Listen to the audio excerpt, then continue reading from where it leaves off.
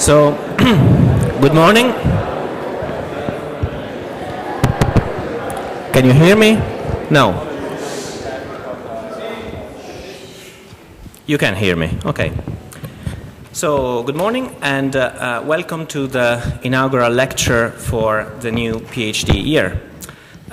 So, I'll welcome today Professor Friston on behalf of the Director of CIMeC, Professor Giorgio Vallortigara. Professor Friston is the Scientific Director of the Wellcome Trust Center for Neuroimaging and Professor at the Institute of Neurology in UCL. Earlier in his career, he studied physics and psychology as an undergraduate at Cambridge University. Then he obtained a medical degree with training in psychiatry at King's College London and at Oxford University. And I was just telling Professor Friston how I think his lecture and his background and his expertise is going to be perfect, because I met yesterday with a PhD student, and the diversified background of the PhD student I think represents very well the approach that CIMeC has and that the school has.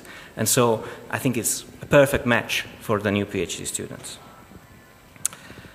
Professor Friston is one of the pioneers of neuroimaging and contributed greatly to the field, both in advancing theoretical and development and for the construction of methods and formal approaches used by thousands in the field.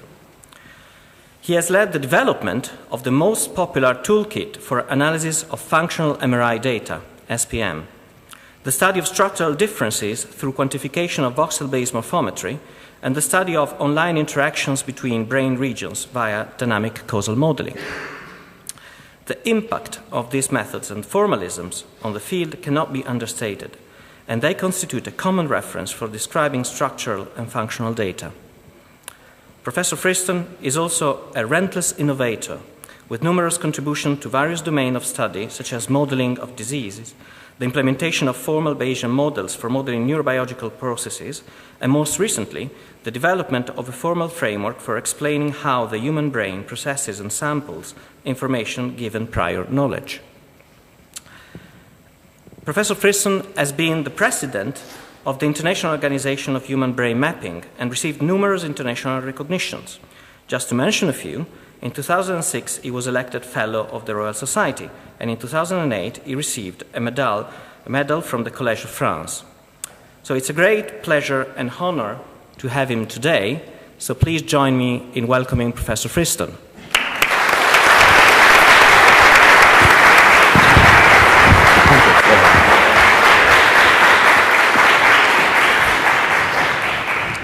Thank you for that lovely introduction. It's very full. I always learn a lot about myself when being introduced so courteously and thoroughly as that.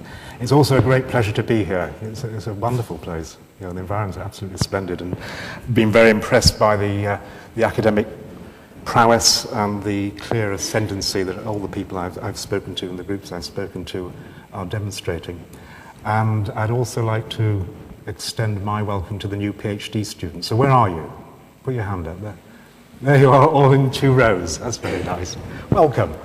Now, I usually start this lecture by saying you don't have to remember anything, and you are going to learn nothing. And I mean that in a practical way, because what I'm going to do is really just provide a context or a framework within which you can understand what you already know.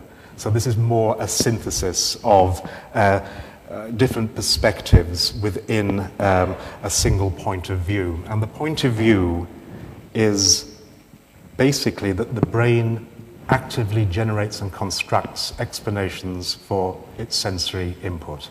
So it's an active Bayesian engine generating predictions of sensations, and in generating those predictions or hypotheses, it's trying to explain actively what is happening in the outside world.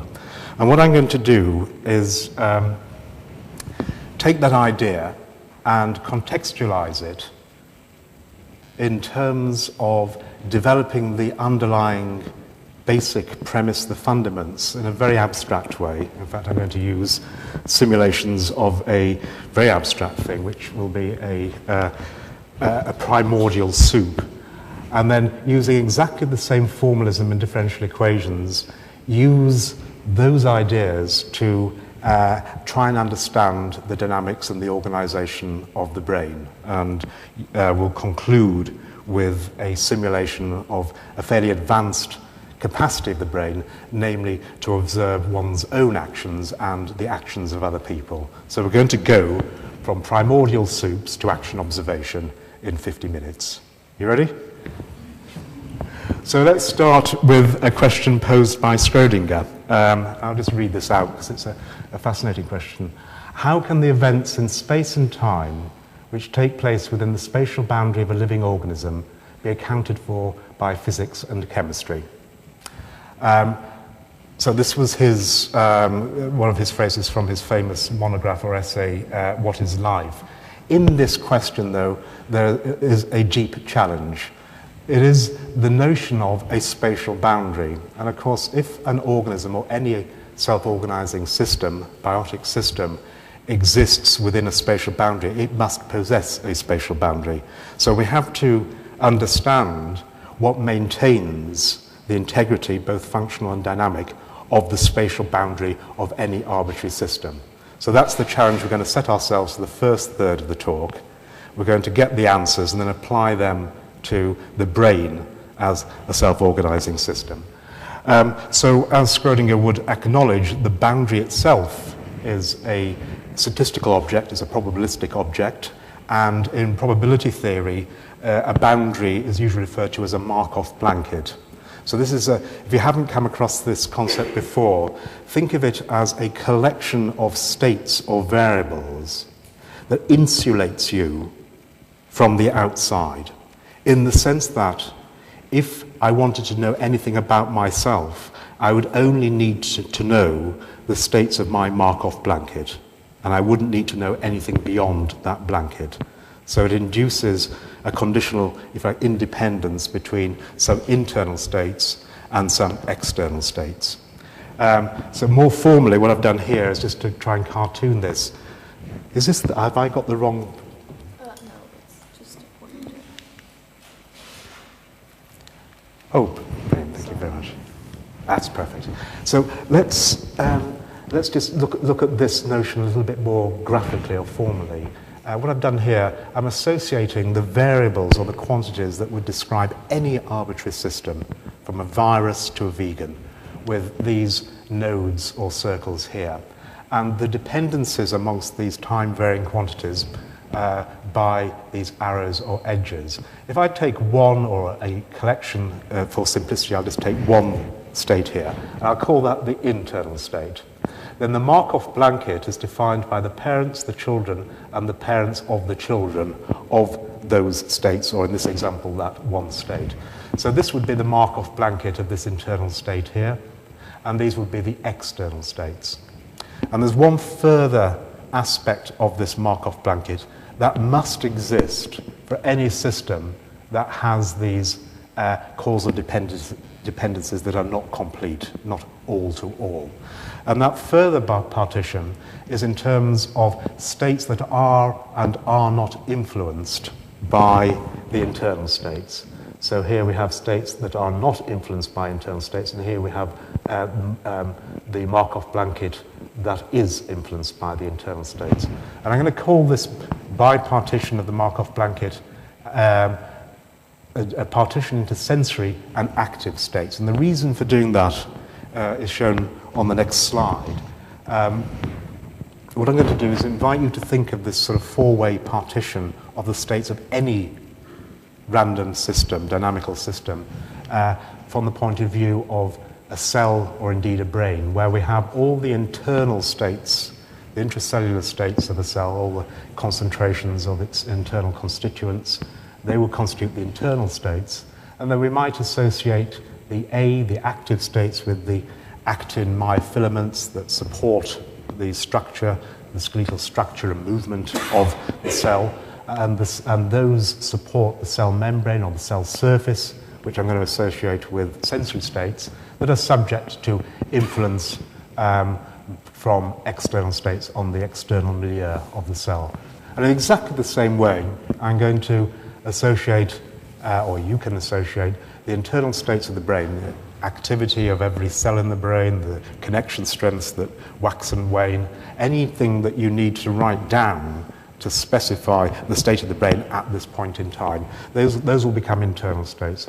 And then our active states would be the state of effector organs, our motor or muscle plant, that again support the sensory epithelia containing the sensory receptors or the sensory states that are again influenced by fluctuations or changes in external states. I'm also going to refer to external states as hidden states because they are hidden behind the Markov blanket. So with that partition in mind, let's just stop there and then consider the basic behavior of any dynamical system.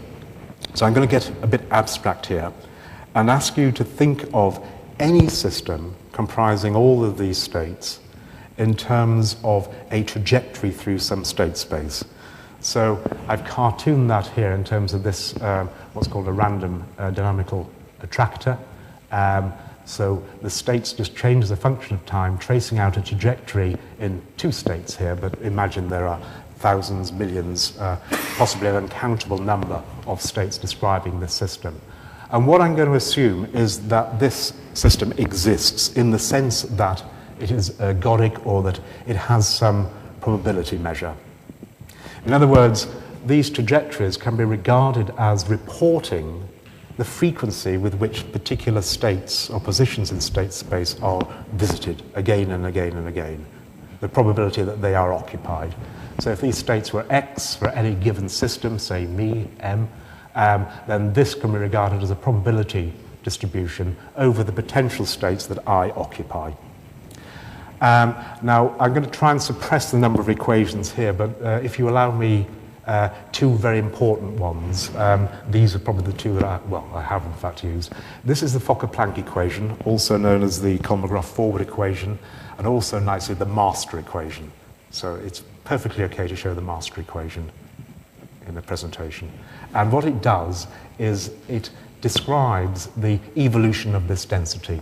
In and of itself, this is not important. What is important is the solution to this equation, which is the probability distribution of the system in the long term, once it has settled down. It's ergodic distribution. And that solution has been written out here in a form which you may not recognize, but it is a standard form. In fact, this equation is called the standard form. And the reason I'm putting it down is I want to try and interpret it and unpack it in terms of what it would look like if we looked at the different components of this solution and then use that apparent behavior to understand or interpret self-organization from a biological perspective. And the particular form here, the standard form, basically decomposes the flow in terms of a gradient ascent or hill climbing on the log density or probability of occupying different states. And this decomposition is in terms of two components. It's actually known as a Helmholtz decomposition. They're called curl and divergence free. That sounds complicated. It's actually very, very simple. If you imagine that the dynamics of this arbitrary system here are constituted by the system trying to go uphill towards the states that it likes to visit. So climbing a hill, and it's being knocked back by random fluctuations omega here, such that the hill climbing and the knocking back are in perfect balance, so the density is not in itself changing, then we can decompose the hill climbing into two components. There's one that actually ascends the hill directly, and then there's another component that is orthogonal, or at right angles, which is, in fact, the divergence-free component, which goes around the isocontours of the hill. So in the absence of any hill climbing, I would just be going round and round the base of the hill. So these two components can be interpreted as one which doesn't change this quantity here, the log probability, and another one that is on average trying to increase it, to offset the random fluctuations that undo that gentle hill climbing. Now that's an important understanding or description of any dynamical system, but becomes incredibly important when we bring back the Markov blanket into the equation. So remember, the Markov blanket is defined operationally in a way that means the internal active states, basically my brain and all my muscles, is never directly influenced by the external states or the hidden states.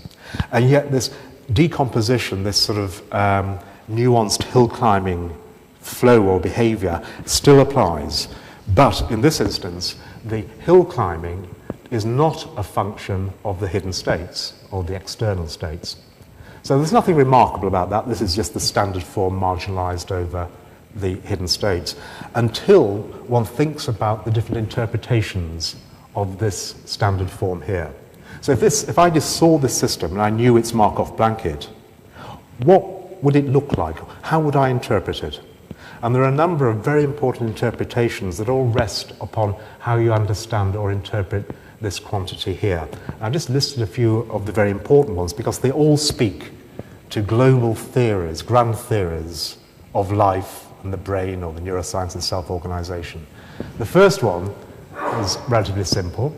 If the probability of the states that I like to occupy, given that I am me, is scored by this log probability here, then this log probability becomes a value function or an energy function that describes the sorts of states I like to occupy. It is simply a value function. So I would interpret this standard flow that is inevitable, it has to exist, in terms of the system trying to maximize its value, trying to recover and get to states it likes to occupy. And from that, one can see very easily how that perspective underpins reinforcement learning, optimal control theory, say motor control, and indeed right up to the level of economics in terms of expected utility theory. We're always trying to maximize some function of our states. In fact, the whole game of normative theories defined in terms of there being a function that the system is trying to optimize or maximize can be explained by the interpretation of this log density as a value function. Interestingly, the negative log density, or the negative value, is called self-information in information theory, also called surprisal, or more simply surprise. It's the quantity that is upper bounded by free energy, which is in the title of this presentation, but I don't need to talk about free energy anymore, other than to say that it is equivalent to or upper bounds surprise. And this information theoretic perspective means that as we're maximizing this quantity, we're minimizing surprise, and that can be fairly easily unpacked in terms of a lot of information theoretic descriptions of adaptive behavior, such as the principle of maximum information transfer, the principle of maximum mutual information, principle of minimum redundancy by Horace Barlow, Infomax by Linsker. There are lots of takes on this, but they all can be essentially reduced to the minimization of surprise. That's very closely related to broader perspectives through the fact that by the ergodic assumption that this system exists, the time average of surprise is equal to entropy. So this natural hill climbing is equivalent to minimizing, on average, the entropy of the system.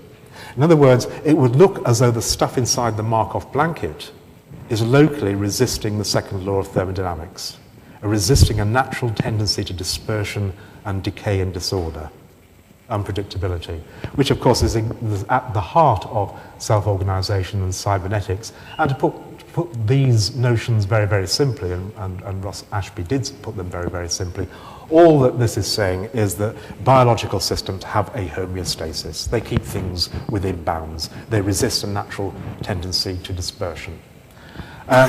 The final interpretation, which is the one that I'm going to appeal to time and time again, is a purely statistical one. In fact, comes from Bayesian statistics. And it's the probability of some sensory data given a model.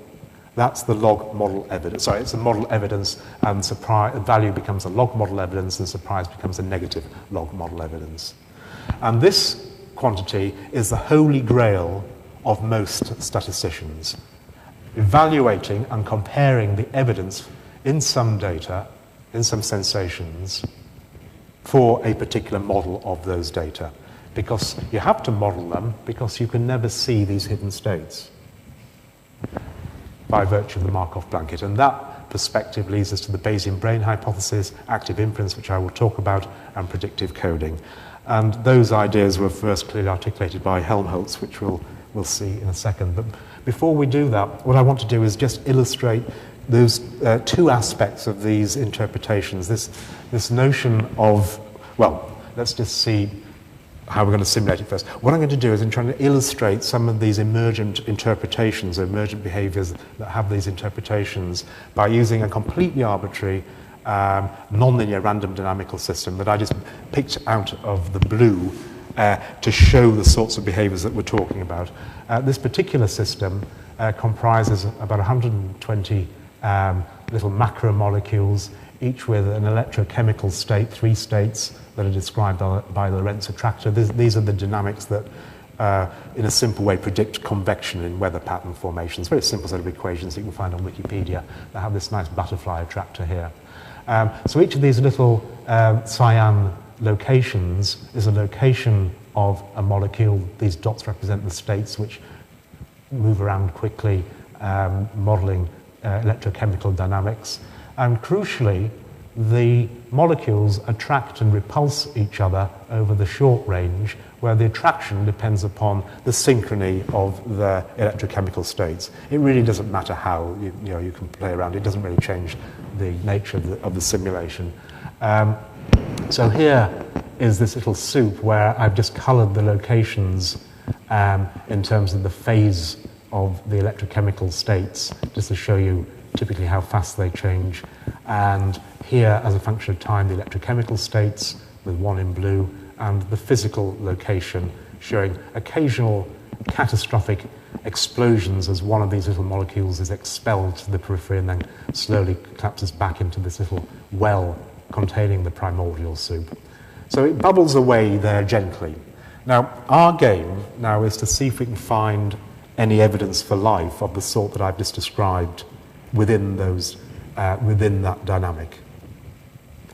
And the doing of that rests upon identifying the Markov blanket. If I can find the Markov blanket, I can see whether it maximizes its value, whether it minimizes its model evidence, whether it resists a natural tendency to decay.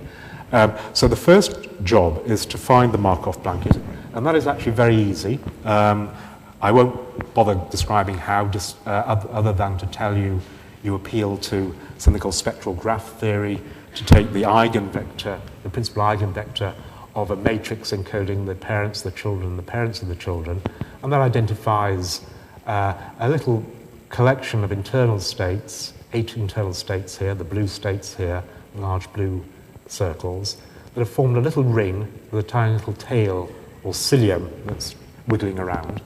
And once I've defined those, I can define the Markov blanket, and I can divide that into active states in red that surround the internal states, and the complement of the Markov blanket, which are the sensory states, which unsurprisingly rest upon the active states and form the surface of this little simulated organism. So by finding the Markov blanket, I've now identified in this soup a little organism. And now I can do tests on that organism to demonstrate the sorts of behaviors that those interpretations suggest should be present. And there are effectively just 2 of them. One, this autopoietic, the self-assembly and self-maintenance of the Markov blanket of the internal states by resisting a natural tendency to disorder. And 2, some statistical or inference property in the sense that what goes on inside should encode or represent or be able to be used to predict what is going on outside in the hidden states. So I'm going to demonstrate that by doing what we as neuroscientists do to human brains all the time. We either look for correlates of internal brain states with changes in the sensorium, or we do brain activation experiments, or we do lesion experiments. So I'm going to start with the lesion experiment, and my hope is that I will be able to show that just by changing subtly the interactions between one of these 4 sets of states, I can demonstrate a decay and an increase in entropy, thereby illustrating that the resistance to that decay is inherent in this self-organization. So the next slide shows you what would happen, or what happens, in terms of the position.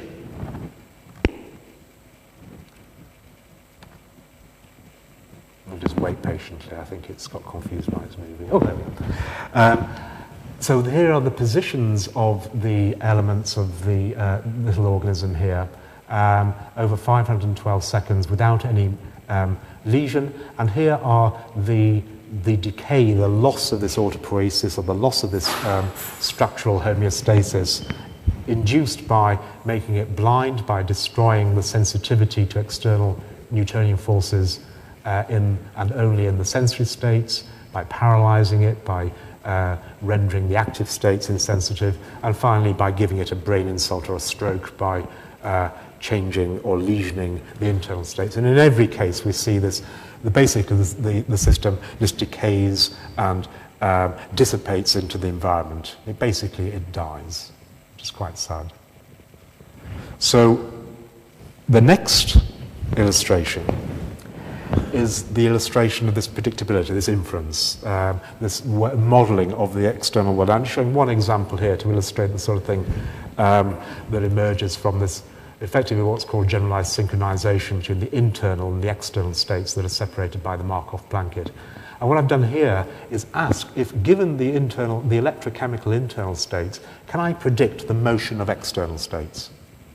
So it'd be like, does neuronal depolarization in V1 predict the motion of something in the visual field? Indeed it does. I won't show any statistics, I'll just show one particular self-evident example. So here, this is the motion of this peripheral state out here, and here are the internal states that best predict it. In fact, one can almost see, eyeballing these data, this distributed set of fluctuations or transient here that predicts this, and a smaller version can be seen out here with this excursion here. Interestingly, these fluctuations that do the encoding actually predate the event.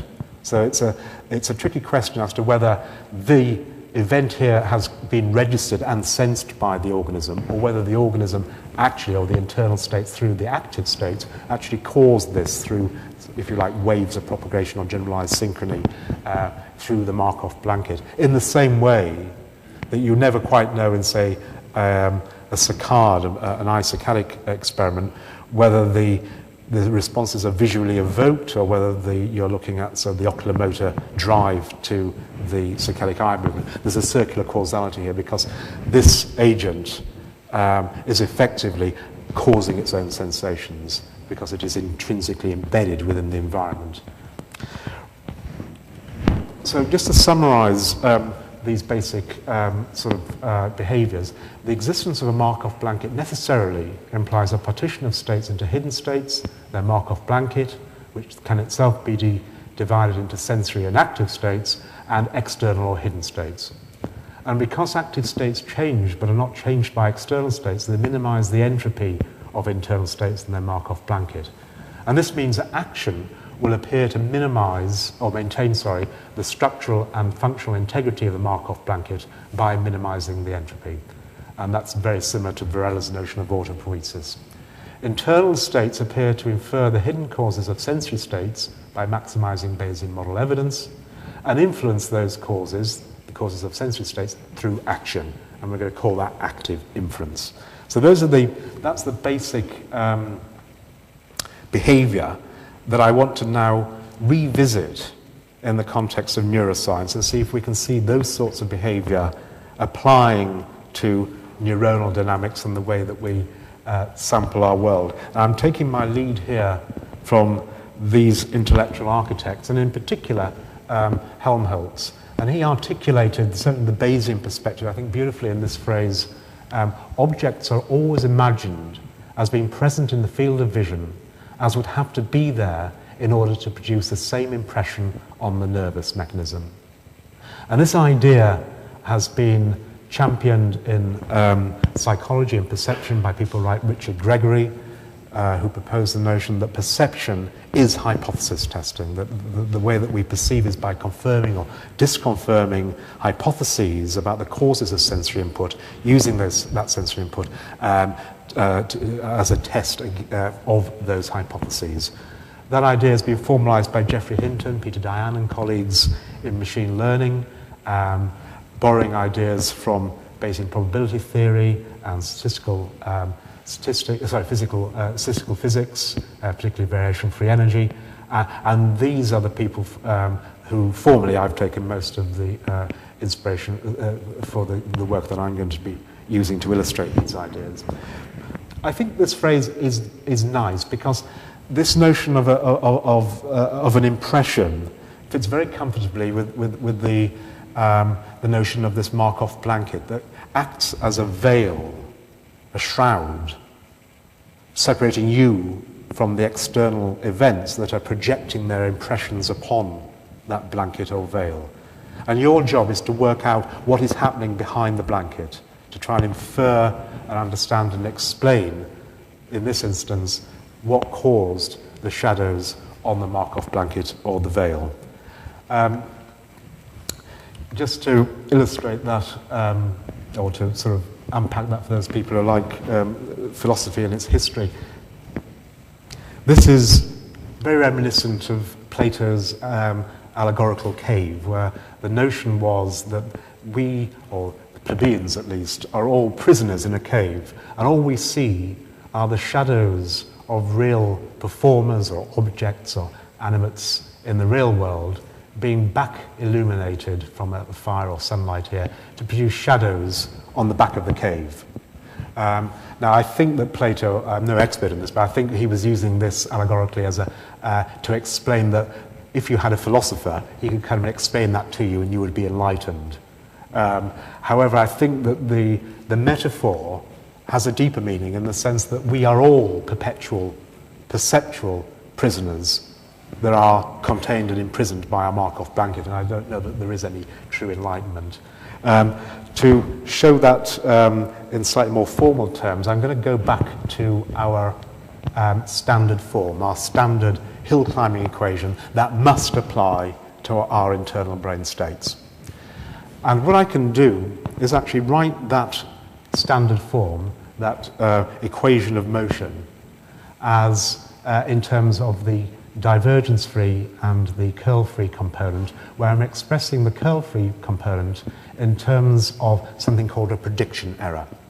And I'll explain what a prediction error is in a second. And what this basically means is we can interpret this sort of maximization of Bayesian model evidence as a minimization of prediction error. So what's prediction error? Well, it's just the difference between some sensory impressions here and the best prediction of those impressions given the internal states.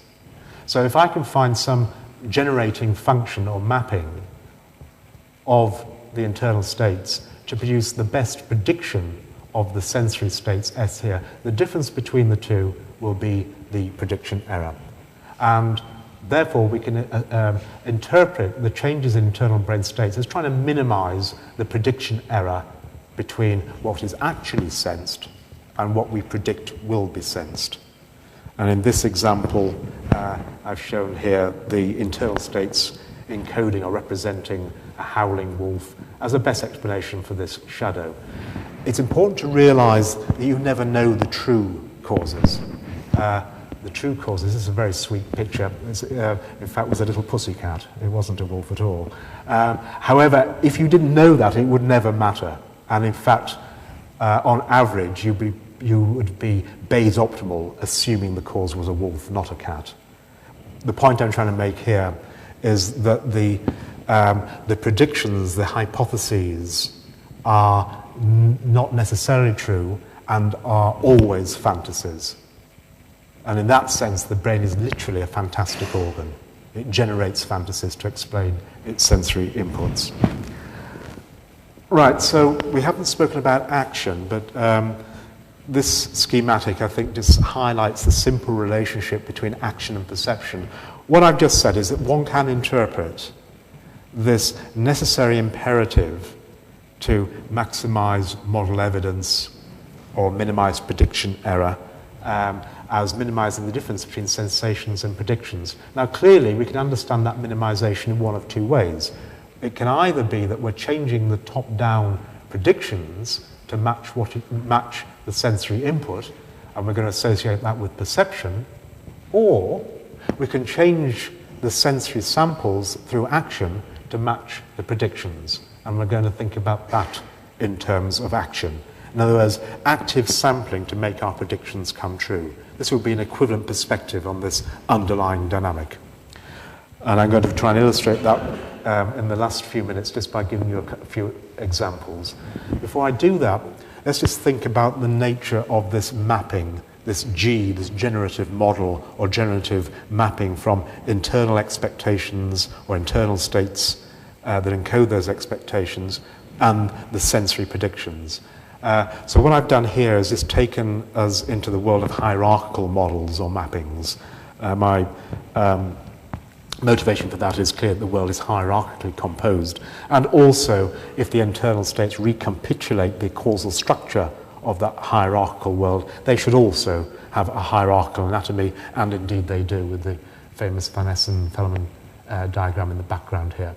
But what I'm trying to illustrate here is the notion of a hierarchical generative model, where in the real world, all these external or hidden states, all subject to random fluctuations, cascade down upon each other with complicated nonlinear dynamics to produce the final sensory input which we actually sample. And so one example here would be if I needed to generate for a simulation the retinal sampling of the visual field as I scanned or searched a face. In order to do that, I would need to know the object being scanned, its reflective and illuminance properties. I would also need to know the kinetics of the sampling of that object. So I need to know the whatness and the whereness, and I have to compose those in a hierarchical and nonlinear way to generate the way that this object is being sampled here, to actually produce, say, the foveal representation that would then constitute the sensory signals. And now the idea is to actually understand the internal brain states as minimizing prediction error by inverting that mapping from cause to sensory consequence. In other words, going from sensory consequence on the Markov blanket back to the causes, back to the expectations that cause those sensations. And to do it, it's actually quite simple. One takes the hierarchical model here, and simply using this equation, noting that it's got these two terms, there's this sort of updating prediction error minimization, and there's this sort of prediction in the absence of any prediction error of where the state is going to move to next. And these two components are essentially modeled in this, now what has become a hierarchical neural network implementation of this equation, are shown in terms of the prediction errors here, driving updates here, and then the prediction terms here, doing the prediction term. I'm using the terms for these dynamical updates of expectations, namely prediction and update, deliberately. So for those people who are from machine learning or the engineering community, you will recognize those as being parts of a Kalman filter. This is a Kalman filter. It's a generalized, but it can be rewritten as a Kalman filter, which is like a linear Bayesian filter. And they have prediction and update terms to, if like correction terms, based that augment or nuance the prediction given the current states. And that's precisely what this little scheme does. So here we have these expectations generating top-down predictions of the level below, and they are compared with the expectations of the level below to formulate a prediction error, and that's sent back up the hierarchy to update the expectations at the level above. So you get this reciprocal message passing or recurrent neuronal activity between hierarchical levels, all in the service of minimizing prediction error. So that what you end up with is a description of your sensory input at the bottom in terms of hierarchically organized or composed expectations at different levels of abstraction that in an internally consistent way minimizes prediction error at every level of the hierarchy. And that is a simple description of hierarchical predictive coding or hierarchical Bayesian filtering. For linear systems, that would be a hierarchical Kalman filter. Intuitively, what we have is ascending prediction errors from the sensory periphery deep into the brain's hierarchy with this counter stream of descending predictions that are forming the prediction errors and are informed by the prediction errors. So there's this sort of recurrent circular anatomy here with these two top-down, bottom-up counter streams dynamically optimizing or minimizing our prediction error. For those of you who didn't quite get that, let me just go through that idea a bit more heuristically in the context, say, of eye movement control. So imagine that we had some visual input coming from the retina, and that's passed up to the lateral geniculate nucleus here, and then it's compared with top-down predictions from the visual cortex. These form a prediction error that's passed forward to visual cortex that informs the expectations in visual cortex to provide better predictions so that the prediction error is eliminated. Now, before there are top-down predictions, say before the stimulus arrives, the prediction error is just the stimulus content. There's no difference between a classical feed-forward volley of sensory information and the prediction error because there's no prediction to subtract away. However, this organization necessarily limits the expression of that prediction error. So you basically have a transient event response, like an ERP, an event-related potential, that even with a continuous stimulus. Now, this predictive mechanism is also occurring at the higher hierarchical level. So this expectation is being revised here by these ascending prediction errors from the LGN, but they are also being compared, the expectations, with top-down predictions to form a new prediction error that is then sent higher to revise expectations or beliefs about the causes of sensations higher in the hierarchy. But again, what about action? Well, we've just considered visual input here. What about proprioceptive input from the muscles controlling the position or the direction of gaze of the eye? These send sensory signals to the pontine nuclei here. These could be compared with top-down predictions to elaborate a proprioceptive prediction error that could be passed forward to revise our expectations or beliefs about where we are currently feeling our eye pointing. However, the important thing here is that these prediction errors also have the opportunity to couple back to the environment and engage active states. So these can just actually excite. If they say, the length of this muscle is much longer than the top-down prediction, that prediction error can be eliminated by contracting the muscle. So these prediction errors can directly eliminate themselves by affecting hidden states, real physical states in the environment. And all that we've done is describe the classical reflex arc, where the top-down predictions provide the set point or the reference point or the equilibrium point for the classical reflex arc to minimize its proprioceptive prediction errors. A very simple mechanism. There's nothing magical about this. We're not saying that somehow the pons knows what we expect to see next.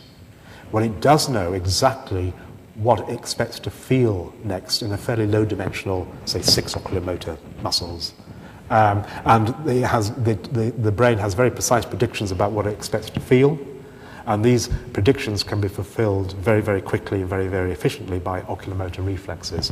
Now, clearly, these top-down predictions will be informed and contextualized by deep hierarchical inference based upon visual input, but the actual prediction errors minimized by action are proprioceptive and very, very simple low-level ones. So all we're saying is that we can understand this basic imperative to minimize prediction error or maximize model evidence in terms of the brain as a predictive coding machine that is equipped with classical reflexes. This is the final slide of this section before we look at the examples. I'm showing it just to say, to illustrate that there is an intriguing game of trying to map those equations and that message passing on known neuroanatomy and neurophysiology and trying to associate various populations in the cortical layers with different roles in terms of expectations or prediction errors and look at the dynamics in terms of known neuroanatomy. I won't take you through this other than to say it's a great game and you'll be very welcome to play it when you get older. These are illustrations of how the best guesses have been evolving over the recent years from these rather iconic forms here through a microcircuit architecture published last year by André Bastos that tried to conform to known neuroanatomy in terms of intrinsic connectivity, and then a soon-to-appear embellishment or nuancing of the simple circuit in the motor system by Stuart Shipp. But it's like doing a jigsaw. You've got all these constraints and all these known facts, and it's a question of just rearranging them until you satisfy as many constraints as is possible. So in summary, biological agents minimize their average surprise entropy. They minimize surprise by suppressing prediction error, and this can be reduced by changing predictions, and we're thinking of that in terms of perception. Prediction error can also be reduced by changing sensations through action, where perception entails recurrent message passing to optimize predictions, which are made true or by action. That obviously minimizes surprise. So that's the basic idea. I'm going to close now by just giving you a couple of examples, one in the perceptual domain and the final two in the action domain, just to give you an idea of the nature of the inference processes that one can model using this hierarchical predictive coding scheme, and then the next two examples, what happens when you put reflexes on top of that predictive coding scheme. So let's come back to our Lorentz attractor. This is exactly the same little attractor that I use for the electrochemical states of the molecules, but in this context, I'm now using the two of the states of this Lorentz attractor to modulate the frequency and the amplitude of a synthetic songbird's song, shown here in sonogram format. But crucially, I'm not just using the amplitude and frequency modulation from any fixed Lorentz attractor. I'm actually slowly changing the shape of this attractor with another attractor, taking two states from that attractor that moves more slowly. I'm doing that deliberately to introduce a deep hierarchical structuring to the unfolding temporal contingencies that are expressed in terms of the song's chirps here. So we now have sequences of chirps, but now we have sequences of chirps that constitute this, this bird song. And if I can, I'll just play that to you if I can find the... Can you hear that? Isn't that pretty? So that's a Lorentz attractor that's singing to you. Do it one more time if we can find it. The reason I've used that hierarchical structure is just to illustrate on the next slide something which some of you will be familiar with in electrophysiology, namely omission-related responses. I just wanted to demonstrate that because this system now has expectations about deep hierarchical structure, it gets upset and it records prediction errors when that structure is omitted or violated. So I'm showing that there by now using that generated bird song as a stimulus and presenting it to a predictive coding simulated bird that's trying to recognize the causes of that sequence of inputs. And those causes are just the states of the high-level attractor. And the reason I'm doing that is that I can omit or terminate the song after the first, say, 5 chirps and look at the responses in terms of prediction errors. So I'm not sure whether this will work, but here, that's the percept. It's not quite the same as the stimulus. One of the chirps is missing, but once it's realized the causes and the dynamics of the way that the stimulus is caused, then it can fairly faithfully and accurately produce the predictions. And here's the percept when I abruptly terminate the input. Now, if you were listening carefully, you would hear you actually heard something after the cessation of the sound, and that's reflected here in terms of the prediction error here. So the key thing I just wanted to point out here is that the prediction error to the absence of a sensory input, namely the emission response here, is bigger than the prediction error when there is a stimulus that is not actually perceived. And I think this is a nice example, which is, I repeat, many of you will be familiar with empirically, but it's a very nice example, both in these simulations and the empirical examples, of the brain as a generative organ, as a fantastic organ, that you wouldn't get evoke responses to nothing unless you were predicting something. You just can't get that. And it's very simple, very clear evidence of the brain behaving as if it were a predictive, little predictive engine or Bayesian engine. So finally, let me conclude with an illustration of active inference. The example I'm choosing here is to set up the final slide. What I've done here is equip this little agent with expectations or hierarchical beliefs, which are called empirical priors, that whenever the color of a cue changes, it will feel and see its fingers being drawn to the target. Which means that when the color does change, it then confirms the hypothesis that there has been a color change, that necessarily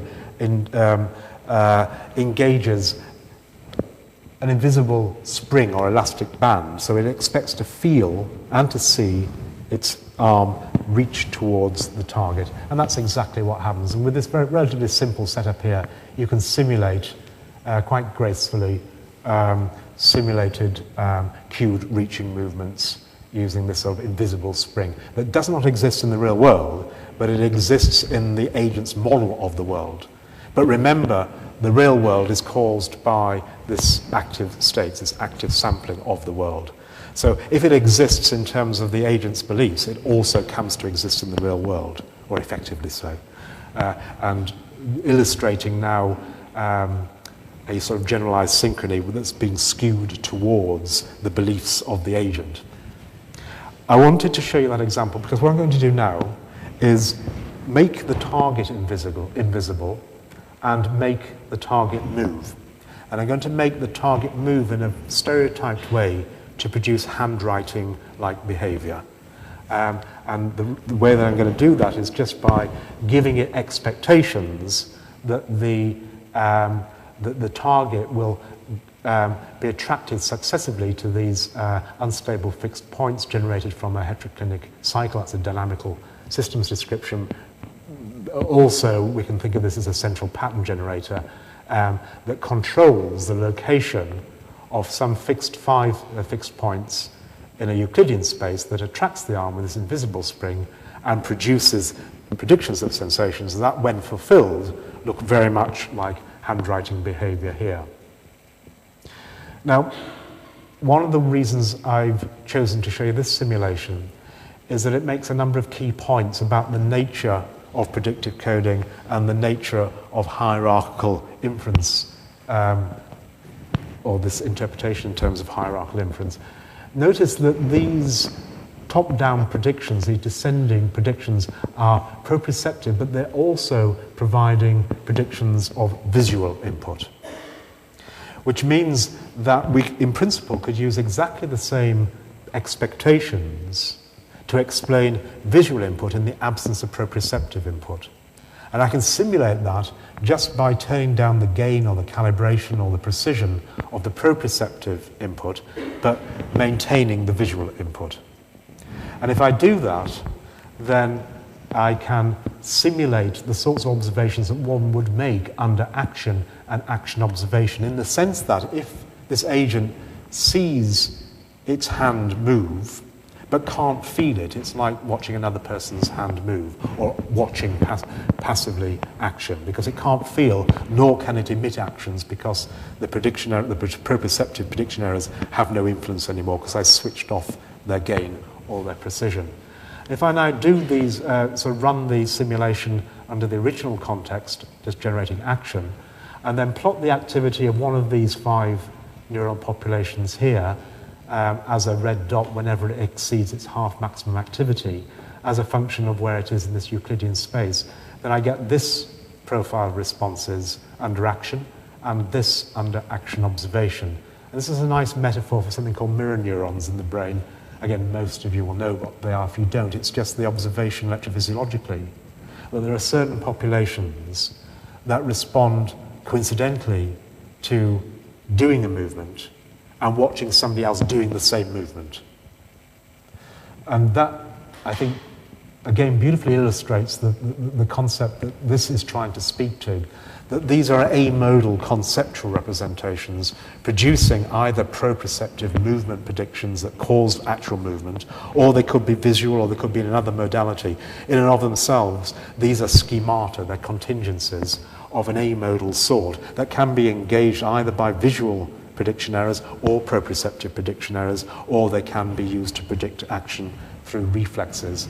That is an interesting perspective, because if you just looked at, say, the response properties of this cell from the point of view of an electrophysiologist who had discovered that when the hand was moving, or the agent was, or the animal was moving through a particular place in some Euclidean space, they fired there and nowhere else. And furthermore, they only fired when moving in the downstroke of the J as opposed to the upstroke. In other words, they have a directional selectivity.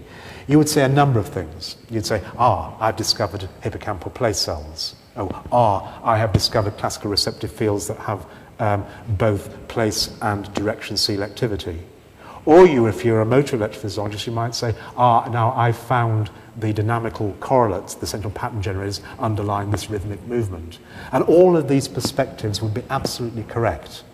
And more importantly, all internally consistent. And they're rendered internally consistent in this simulation, because we know that these things are not only predicting the sensory consequences of movement, they're actually causing the movement themselves. So they are true sensory motor predictions. So I'm going to close with a quote from Helmholtz that captures that notion of actively sampling the environment in a way that discloses the geometries that we suppose underlie its causal structure. So each movement we make by which we alter the appearance of objects should be thought of as an experiment designed to test whether we have understood correctly the invariant relations of the phenomena before us, that is, their existence in definite spatial relations. He was very eloquent, wasn't he? So with that, I'd like to thank all my friends and collaborators and colleagues whose ideas I've been talking about, and most of all you for your attention. Thank you very much indeed.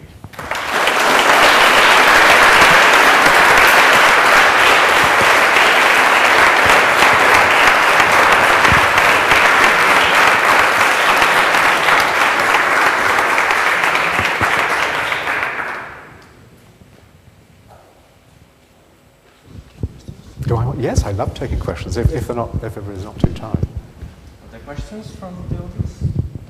Yes.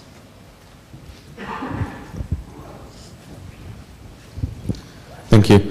I'm coming from a complete other direction. I'm doing cognitive neuroscience, basic neuroscience, and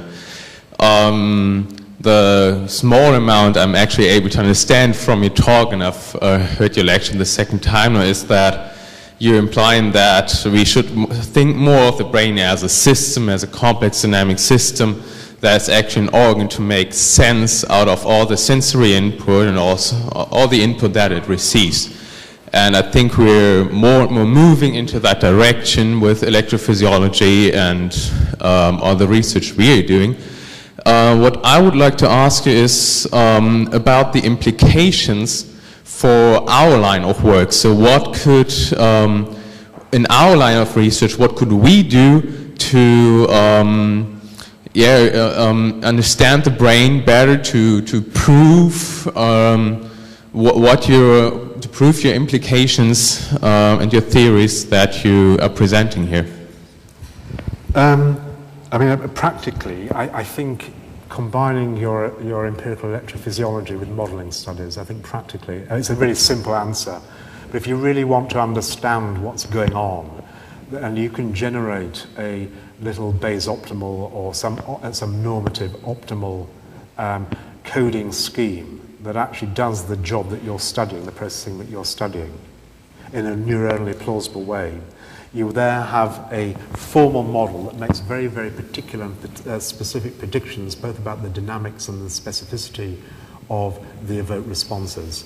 I know it's a tall order, but in many respects, that's how our empirical standard electrophysiology research is going, that we're trying to make, say, the dynamic causal models we heard about in the introduction more and more like the predictive coding, neuronally plausible predictive coding schemes, purely because it becomes easier then to interpret certain response components, say, P300 or P1 sort of transient, in terms of what it might mean computationally under, say, a predictive coding implementation.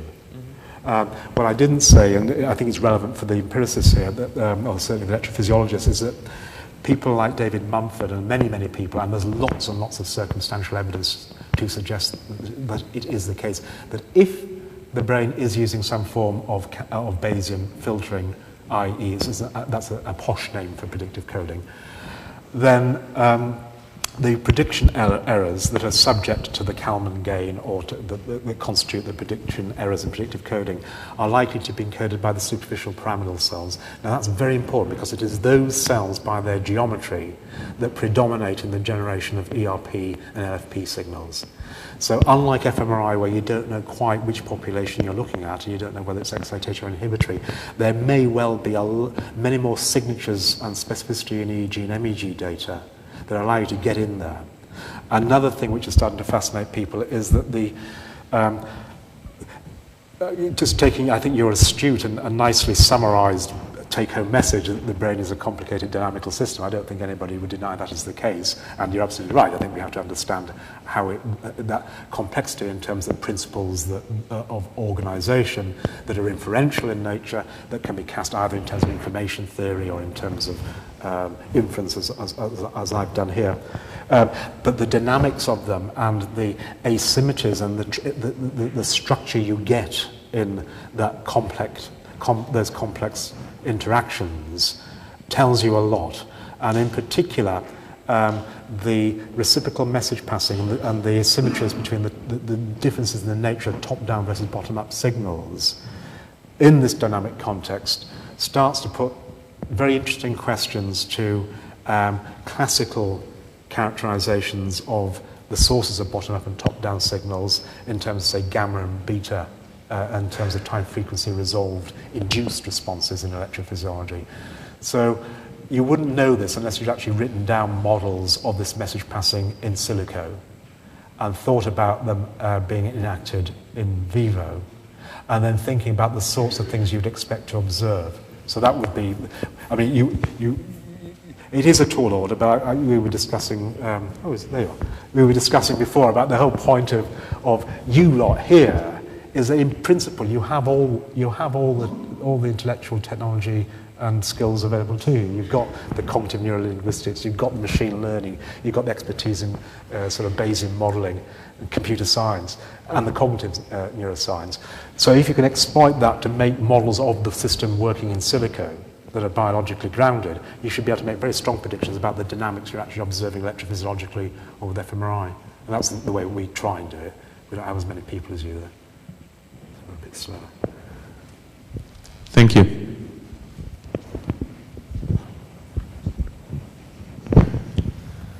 Thanks for the wonderful talk. I was wondering whether, so you said we're not going to learn anything new and do not have to remember anything. I don't think you are serious with that because you want to make predictions, testable predictions. On the other hand, I was wondering, could one use your mathematical formulations to identify systems that behave the way they should if they were Markov carpets? Given the data, so the non-Bayesian approach. Are you also into that? So identifying areas, for example, in brain activity that behave like little nuclei, like closed systems, given the data you observe? I hadn't thought about it. It's an excellent idea. Yeah, in principle. I suppose then, now thinking about it in response to your question, that by virtue of the fact that in the simulations we had to go straight to graph theory and spectral graph theory. Mm-hmm. Spectral graph theory, the spectrum here is just a spectrum of eigenvalues. It's just a way of organizing the adjacency matrix in a way that discloses the big structures you're interested in. So you're absolutely right. There's no reason why one couldn't use exactly the same spectral graph theoretic definitions of Markov blankets in connect terms based upon functional connectivity or DTI data. at certain scales and look for Markov blankets in bits of the brain.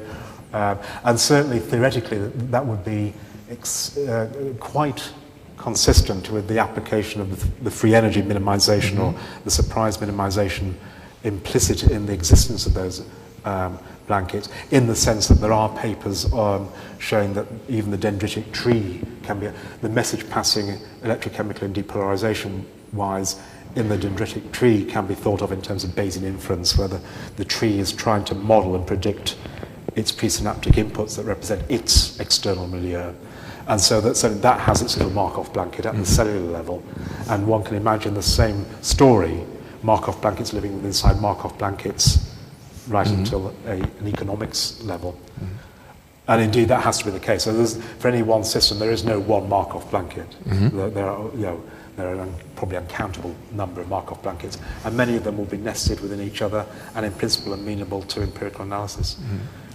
I have a second remark, if I may. So looking at the Markov blanket, you showed some simulations of what happens if you lesion the sensory states or if you lesion the representational states.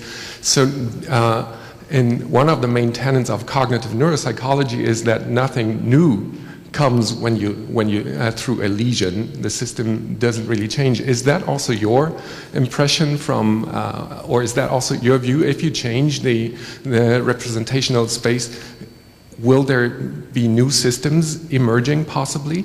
Oh, I see. Again, I hadn't thought about that, but one could imagine that being the case, yes. I mean, I thought you were going to talk about paradoxical lesions, but so what the simulations didn't emphasize was the hierarchical structure and the fact you have to, this tendency to minimize surprise of free energy operates over both somatic time and developmental, say developmental psychology, but also on an evolutionary time scale. And of course you can, in terms of a form of some conceptual lesion, you can look at an infant as the product of what a graceful lesion to an adult that doesn't have a hierarchy. So you would certainly could use that as a metaphorical model for cognitive decline in aging, if it indeed is decline. There are some people who believe it's actually not. So the reducing the complexity of your models when they're not necessary could be regarded as an optimal form of lesioning in the aging brain, and certainly stuff not emerges, it certainly is maintained in that context. Thank you. There was a question at the back.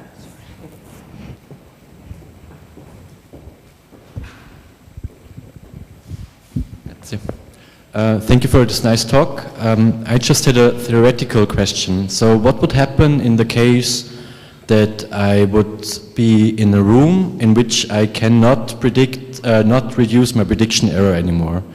Meaning that I'm in a white room and I've seen it from all the different angles, and every next glance that I do, it would be exactly the same than the one before. Wouldn't I be able, or wouldn't I not perceive the room at all anymore if I'm not able to reduce my prediction error? No, so there are two answers there, which is a good question because it brings up a couple of points.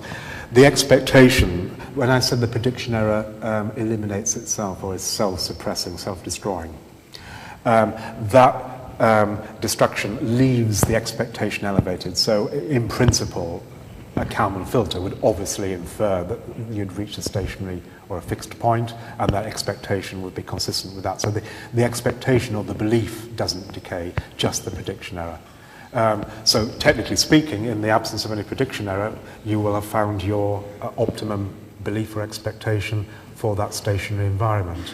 Of course, the deeper question is, do biological systems ever predict, or do they ever emerge from a stationary fixed point? And the answer is clearly no. So by implication, one of the most surprising things for an animate system is stationarity or fixed pointedness. And one can see that in terms of ambiguous figures or dioptics, binocular rivalry, for example. You cannot hold a perception in mind, an inference in mind, for an extended period of time if there's an equally accurate competing hypothesis. So that has a number of interpretations, but the simplest one is that a priori you believe things will change. and that you are that becomes such an overriding prior belief that your expectations about the causes of a particular stimulus will always change, even if there is no change in the sensory input.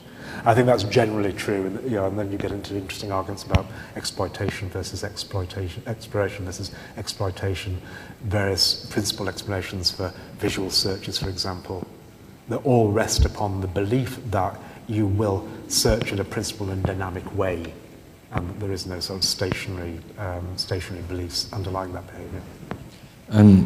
A very reasonable follow-up question would just be, if I may, what happens in the other extreme opposite case, so that every time I try to minimize my prediction error, my sensation is already different. So I would already have maybe an even higher prediction error than I had before, because the next glance, it results in a kind of oversampling, that the environment is oversampling my exploration of the environment in this case. I think that you would not survive in an environment that provided that level. I think what you're talking about is probably an environment where you wouldn't last very long. Literally. So if you actually think of a physical environment, and what normally people ask is what about the dark room where you can't see anything, so there's no prediction error, so you should be perfectly happy. But you're asking something like a white room here. But imagine what you're talking about, where nothing is predictable.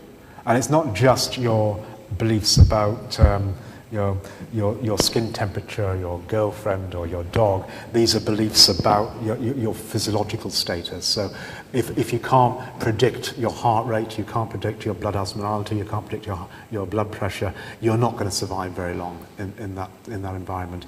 So this perspective, speaks very much to the increasing acknowledgement of the importance of situatedness in cognition. So embodied cognition, and certainly the notion of active perception, so active vision, for example, being one example of that in computer science and machine learning.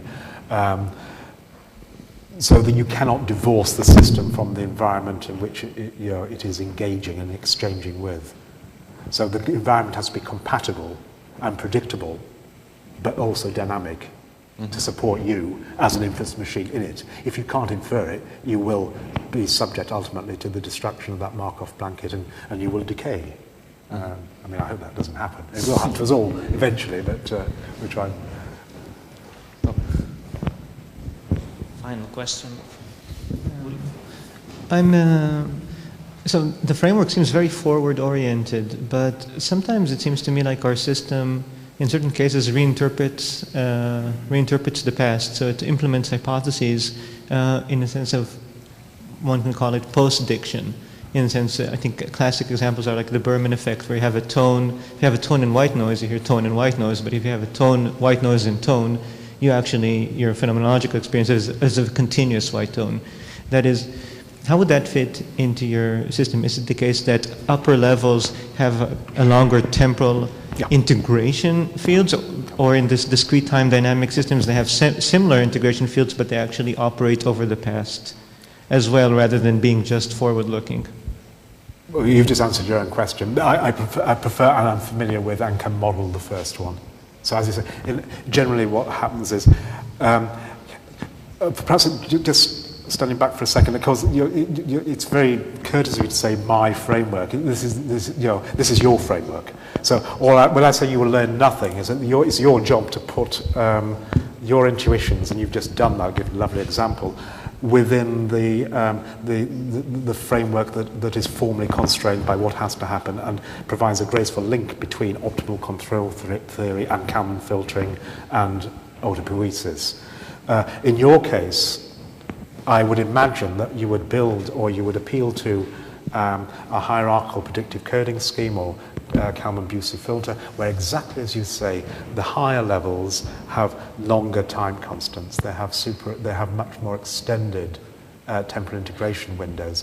So the example I showed here with the two Lorentz attractors, where one was changing the shape of the other, the only reason that works is that the higher Lorentz attractor at the higher level of the hierarchy had much slower dynamics, had much more extended temporal time constants, which means it is representing, in the sense of an expectation, stuff that transcends and subsumes many events at the lower level. So I think what you're saying is that the way that the dynamics have become absolutely crucial when you think about the real world implementation, either empirically or in simulation, of the real sorts of inferences that we do, which are not in discrete time. They have dynamics, and they have quantifiable and very distinct hierarchically separable timescales to them, where each superordered timescale contextualizes what is happening in the timescale below. So everything like post-diction, everything like attentional blink, I think even planning, even at the level, or even sort of a lot of neurolinguistics, semantics, narratives, these all speak to hierarchical, multiple levels of description with increasing temporal integration windows. I think that's, once you try and write that down, either in simulation or at least theoretically, a lot of stuff starts to make sense then. So, thank you very much again.